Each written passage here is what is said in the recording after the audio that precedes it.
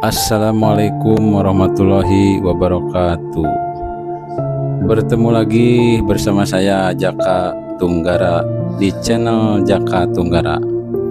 Selamat datang, selamat bergabung. Kali ini saya sedang berada di Bekasi Timur, di Bulak Kapal, daerah Duren Jaya.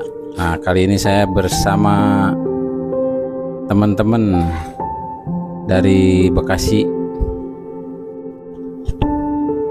Saya akan berbincang-bincang masih seputar santet atau teluh. Sebelum ke pembahasan, jangan lupa subscribe, like, dan komen. Kali ini akan bincang-bincang bersama orang awam dari Garut, 3 sekawan. Bagaimana menurut Bang Ogi tentang santet? Apakah percaya dengan adanya santet?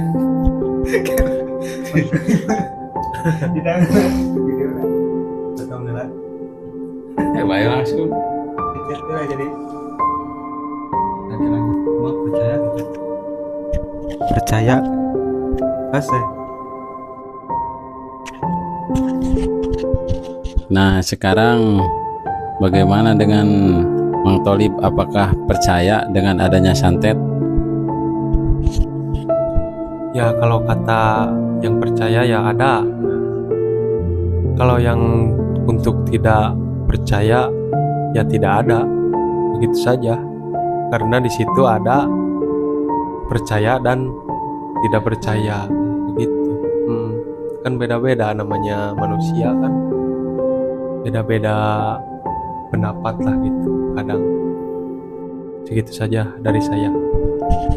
Nah, terus dengan adanya makhluk jin, apakah kita percaya dengan adanya makhluk jin atau jurig kalau bahasa Sunda mah, atau siluman selemin dan sejenisnya? Apakah percaya dengan adanya makhluk itu atau tidak? Percaya bahwa adanya makhluk jin misalkan sama setan itu percaya. Kalau Mang Tholib gimana? Ya kalau disebut percaya ya namanya makhluk kan ada di situ ya. Jelas lah. Apa itu namanya, surat apa yang Al-Jin kan ya? Jin ya. Jin itu kan ada keterangannya, jelas lah. Segitu saya dari saya. Nah, kan banyak juga sih yang tidak mempercayai dengan adanya santet dan sejenisnya. Nah, bagaimana, apakah teman-teman ini pernah merasakan, misalkan nih pernah kena santet atau ada saudaranya yang kena santet terus diobatinnya dengan cara bagaimana gitu sampai sembuh? Ada pernah ngalamin nggak, baik kepada diri sendiri ataupun saudara kita, tapi kita ini benar-benar tahu, menyaksikan?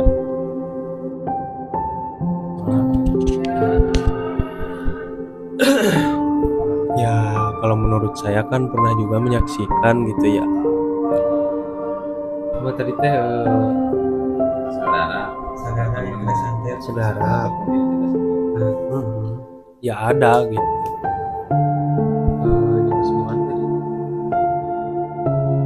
Terus diobatan aku mah. Nah jadi diobatinya kan namanya santet kan itu katakanlah secara batin gitu kan ya.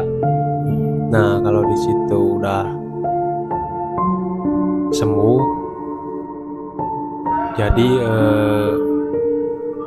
ya tetap diobati sama medis kan, ujung-ujungnya ke situ gitu. Segitu saja. Medis.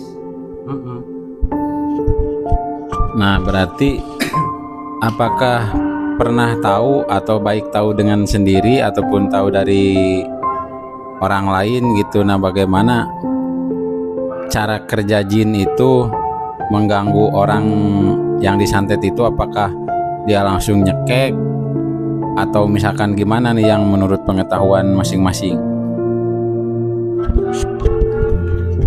Ya kalau menurut saya itu nih, kalau misalkan bekerjanya nih sekarang jin kan, jadi melalui rasa gitu. Misalkan nih ada di badan kita ada penyakit, misalkan penyakit lambung.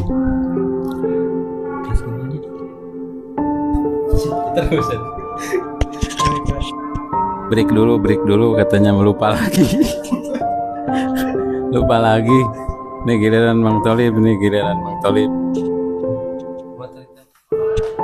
Dengan apakah dengan bangsa jin itu bagaimana cara dia bekerjanya si bangsa jin itu menyantet atau mengganggu orang yang disantet itu? Apakah langsung dicekek atau gimana gitu? Yang menurut pengalaman pribadi ataupun dari saudara yang kena santet gitu. Kalau pengalaman saya gitu, jadi kan itu tergantung badan kitanya gitu. Nggak ada kan langsung, misalnya ada langsung nyekik gitu mati, nggak ada gitu. Tadi nggak ada. Ya iya, jadi melalui penyakit kita kadang mengikuti gitu, terasa gitu. Jadi dia posisi penyakit kita misalnya nih 50% kan ya, nah ditambah sama itu jadi 100%. Makanya banyak orang yang langsung katakanlah mati gitu, kadang menambah parah gitu penyakitnya. Nah begitu kalau pengalaman saya gitu. Begitu ya. Jadi intinya bahwa santet itu ada buat yang mempercayainya dan tidak ada buat yang tidak mempercayai. Dan cara kerja santet itu jin santet, jadi tidak langsung ke orang yang dituju itu langsung dicekek atau ditusuk atau ditonjok gitu, tapi tetap melalui perantaraannya rasa atau pikiran gitu. Nah disitulah baru nanti berjalan mencari kelemahan-kelemahan yang ada pada orang yang disantet begitu. Nah sekarang satu lagi nih,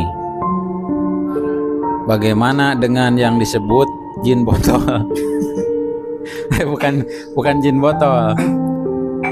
Percaya enggak bahwa ada orang yang suka ngobatin, lalu dia itu katanya jinnya dimasukin ke botol atau di plastik, dimasukin ke kantong plastik kayak gorengan gitu, lalu dibakar. Katanya jinnya udah hancur, katanya udah dibakar. Nah bagaimana, percaya enggak?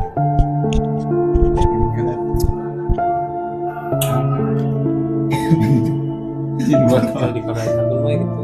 percaya gitu. Ya percaya aja sih gitu. Percaya karena kalau ada ahlinya mah kan. Oh, sama ahli. Ya kalau ilmu. kalau sama ahlinya gitu. Percaya aja. Bisa hancur, percaya enggak? Bisa hancur. Belum tahu kalau ke situ. Kalau hancur. Dapat ilmunya berarti. Iya belum tahu. Karena apa? Yang bisa juga sih kalau yang buat ahlinya mah. Begitulah. Gimana kalau menurut Ogi, gimana? Jin botol. Jadi jin, apakah percaya jika ada orang yang ngobati nih? Katanya, ya jinnya udah dimasukin ke botol gitu, terus ada yang juga dimasukin ke kantong plastik kayak gorengan gitu kan, lalu dibakar, oh udah hancur. Nah ini percaya apa enggak? Ya percaya kalau misalkan kayak tadi, kayak sama Mang Tholib gitu, kalau sama ahlinya ya bisa jadi itu jin dimasukin ke botol. Ya gitulah, percaya. Nah gitu. Jadi begini nih, kalau menurut saya jadi yang sebenarnya botol itu kan barang dohir. Botol nih kayak botol gini kan, botol kan barang barang dohir gitu. Sedangkan jin itu barang goib gitu, tidak kasat mata. Kalau botol kan dohir gitu. Jadi sebenarnya bukan jin itu dimasukin ke botol yang tadi kayak botol beling atau botol plastik gitunya, sebenarnya tidak seperti itu. Jadi kan banyak juga orang yang menyangka atau mengira ini kan plastik, ini kan beling, masa sih makhluk halus dimasukin ke situ. Nah, jadi sebenarnya jin itu bukan dimasukin ke botol atau ke kantong kresek gitu.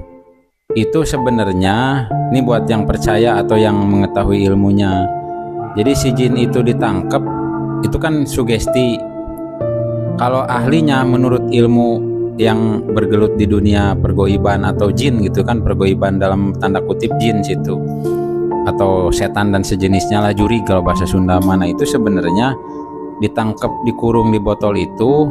Nah, jin yang mengganggu ke orang yang kena santet itu, jadi sama orang pinternya dia juga sama menggunakan jin juga mengobatinya. Nah, si jin yang mengganggu ke orang yang kena santet itu diaduin sama jin yang tukang ngobatin. Nah, jika jin yang di orang yang terkena santet itu kalah, maka sama jin yang disuruh sama tukang ngobatin itu dibawa ke negara jin dan disitulah dia dipenjarakan.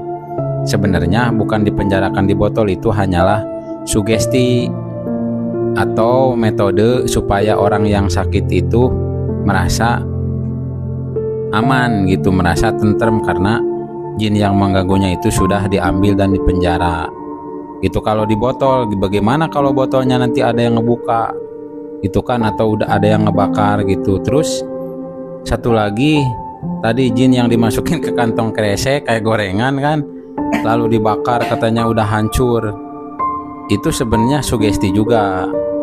Jadi yang namanya makhluk halus itu jin yang sudah tidak punya jasad, itu kan makhluk halus yang tidak punya jasad gitu, itu tidak mungkin hancur, tidak mungkin hancur gitu. Berbeda sama tubuh ini. Kalau tubuh ini nih dibakar bisa jadi hancur lebur jadi abu kan. Tapi yang namanya makhluk halus gitu kan, yang tidak kasat mata kayak jin, yang tidak punya tubuh seperti kita, itu nggak bakal hancur, tapi dia juga merasakan. Kalau misalkan dipukul sama bangsa jin lagi atau dicekek atau apa, sama. Jadi hancurnya juga sama bangsa jin lagi, tapi tetap tidak bakal hancur karena itu kan halus kayak bayang-bayang, seperti bayang-bayang lah kalau di kita mah, seperti bayang-bayang gitu, bayangan. Nah, itu tidak hancur. Nah, itu kalau orang yang mengobatinnya menggunakan media jin lagi, entah itu dia berhubungan langsung dengan bangsa jin lagi gitu ya, melalui orang yang punya kelebihan lah gitu. Kalau di umum indigo gitu kan, dia bisa berkomunikasi langsung, bisa melihat. Tetapi ada juga kan yang melalui media baca-baca kan gitu, atau mantra, atau melalui leluhur kan, katakanlah bantuan leluhur. Nah, itu kan diadu, namanya diadu hodam gitu kan, ngadu jin gitu, ngadu makhluk halus. Jadi siapa yang makhluk halusnya atau jinnya kuat, dialah yang menang. Kalau yang tukang ngobatin jinnya menang, nah otomatis jin yang mengganggu ke orang yang kena santet itu akan dibawa gitu, diamankan sama jin yang dari tukang ngobatin. Nah, jadi itu penjelasannya seperti itu dari saya. Dan jika kita mempercayainya, maka itu akan terjadi dan itu akan ada. Tetapi jika kita tidak mempercayai dengan ilmu dan dalil-dalil yang kuat, nah maka di situ tidak akan terjadi gitu. Makanya di sini kita harus benar-benar, keimanan kita itu harus benar-benar kuat, harus imannya itu iman hakul yakin gitu. Jadi jangan iman ikut-ikutan. Nah, kalau ikut-ikutan nanti akan lemah gitu. Jadi iman kita harus benar-benar hakul yakin gitu, harus mencapai ke tingkatan hakul yakin gitu. Yang penting didasari dengan keilmuan-keilmuan yang realistis gitu, yang real gitu kan, yang nyata seperti itu. Ada yang mau ditambahin gak atau masukan-masukan gitu buat penonton channel Jakarta Tunggara? pesan-pesan atau apalah gitu, ada nggak? Ya segitu saja buat sedulur-sedulur. Sampai di sini perbincangan kami tiga sekawan ini yang dari Garut. Ini bincang-bincang orang awam ya, jangan menganggap kami ini adalah orang pinter. Apalagi jika menganggap orang pinter membodohi kita, tidak seperti itu. Jadi kami ini tidak untuk membodohi publik atau umum gitu kan. Kami di sini hanya berbagi pengetahuan walaupun hanya sedikit. Itu mudah-mudahan bincang-bincang kami ini bermanfaat buat kita semua. Dan di sini kami tidak bermaksud untuk menggurui siapapun dan tidak bermaksud untuk menyalahkan siapapun. Ini hanya berbagi, hanya sedikit gitu. Jadi harap dimaklum gitu. Kami di sini hanya orang-orang biasalah, orang awam, karena di sini juga judulnya bincang-bincang orang awam. Itu saja. Jangan lupa like, subscribe, dan komen. Terima kasih. Wassalamualaikum warahmatullahi wabarakatuh.